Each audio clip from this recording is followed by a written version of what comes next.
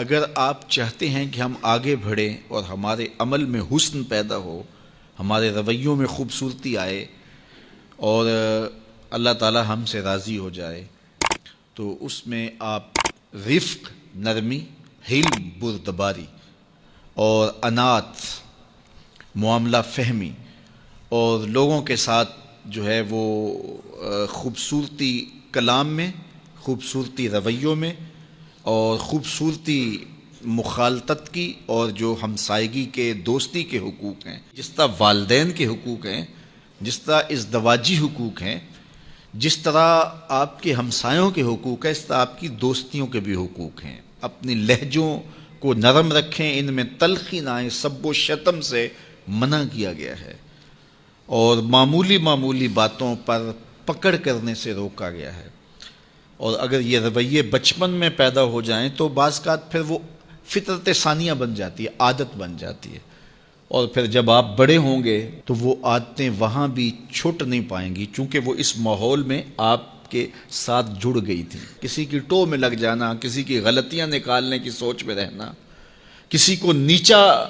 دکھانے کے چکر میں رہنا، کسی کی تذلیل کرنے کے خیال میں رہنا، دیکھیے اگر آپ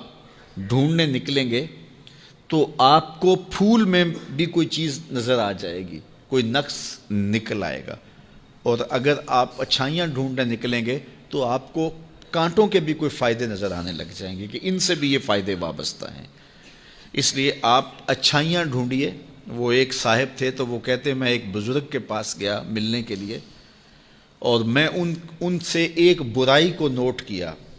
ایک ان کی خامی کو نوٹ کیا۔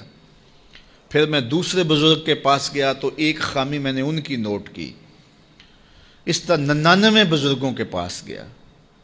اور جب 100ویں بزرگ کے پاس گیا اور میں نے کہا حضرت میں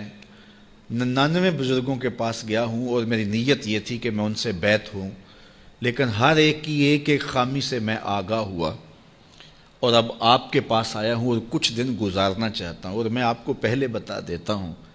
کہ میری نظر بڑی باریک ہے، میں بہت تیز ہوں، تو میں آپ کے ساتھ کچھ وقت گزارنا چاہتا ہوں، آپ بھی محتاط رہیے۔ تو وہ بزرگ فرمانے لگے کہ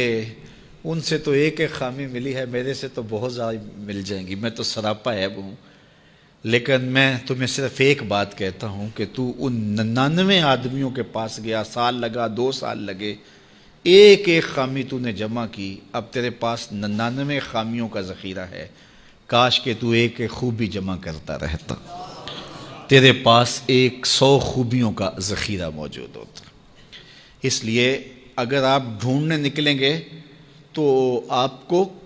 کانٹوں سے بھی خوبصورتی مل جائے گی۔ تو یہ اپنے انداز نظر کو، اپنا کشکول ٹھیک رکھے تو پھر اس میں خیر پڑے گی۔ خذ ما صفا و دا ما قدر، ہمیں ایک ضابطہ دیا گیا ہے، آپ جہاں بھی جائیں اچھی چیز لے لیں اور جو بری ہے وہ وہیں پھینک دیں، بات ختم۔ ہم اچھی پھینک آتے ہیں اور بری جو ہے وہ سینے سے لگا لیتے ہیں، اور ساری زندگی اسی دلدل میں پھنسے رہتے ہیں۔ جو بندہ اخلاق کے اعتبار سے خود اچھا نہیں ہے تو وہ زیرو ہے، کچھ بھی نہیں ہے، کیونکہ یہ ایک لازمی چیز ہے کہ ہم جس منصب پہ بھی ہوں گے ساتھ حسن خلق جڑا ہوا ہوگا۔ دودھ اندر جے کھانڈ لائیے مزہ ہو جاوے دونا،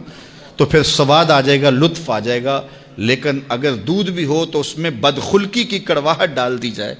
تو پھر آپ ڈاکٹر ہیں، آپ محدث ہیں، آپ مدقق ہیں، آپ مفکر ہیں، آپ مفتی شہر ہیں، آپ علامہ ہیں، آپ پیر طریقت ہیں، آپ شوہر ہیں، آپ باپ ہیں، جو کچھ بھی ہیں، لیکن یہ سب کے ساتھ بدخلقی کی کڑواہٹ اور تلخی شامل ہو گئی تو آپ کا سارا منصب ضائع ہو گیا۔ تو بنیاد کیا ہے؟ آپ کا خلق اچھا ہونا چاہیے، آپ کے لب میٹھے ہونے چاہیے۔ تو میٹھے بول بولو، لہجوں میں جمال پیدا کرو، رویوں میں تلخی نہ آنے دو، خوبصورتی پیدا کرو، اور اپنے انداز زندگی کو مرتب کرو، خلق خدا کے ساتھ اچھے رویے رکھو،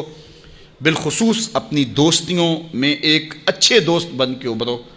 اور اپنے کلاس فیلوز کے اندر ایک اچھے کلاس فیلو کے روپ کے اندر آگے آؤ۔ پیر کے دن آنے والو، جمعہ کے دن آنے والو، تم بھی جب یہاں سے جاؤ تو تمہارا انداز جو ہے وہ مٹھاس سے بھرا ہوا ہو، تمہارے لفظوں سے کھانڈ نکل رہی ہو، شکر ٹپک رہی ہو تمہارے حرفوں سے، اور مٹھاس تمہارے لہجوں میں گھلی ہوئی ہو اور تم بات کرو تو پیار پھیلتا چلا جائے اور محبت پھیلتی چلی جائے. ہاں جہاں کہیں سخت بات کرنی ہوتی ہے وہ بھی ایک موقع ہوتا ہے،